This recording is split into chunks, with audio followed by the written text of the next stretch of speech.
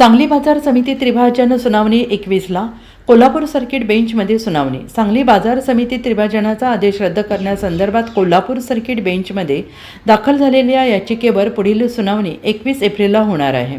शुक्रवारी झालेल्या सुनावणीमध्ये सांगली जत कवठेमहांकाळ बाजार समितीच्या प्रशासकांचे म्हणणे सादर करण्यास वेळ मागितली। न्यायालयाने त्यांना 20 एप्रिलपर्यंतची वेळ दिलेली आहे। तसेच या काळात प्रशासकांनी कोणताही धोरणात्मक निर्णय न घेण्याचा आदेश न्यायालयाने दिला असल्याची माहिती सांगली बाजार समितीचे माजी संचालक सुजय शिंदे यांनी दिली आहे।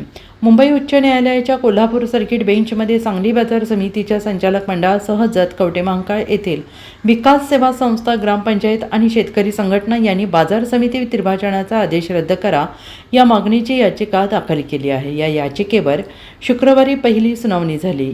या सुनावणीमध्ये सांगली जत कवठेमहांकाळ समिती प्रशासकांच्या वकिलांनी प्रशासकांच्या वतीनं या संदर्भात म्हणणे सादर करण्यास वेळ मागितली।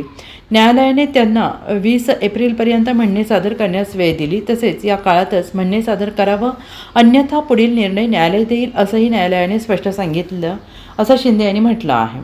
Bureau report, SBN Marathi, Sangli.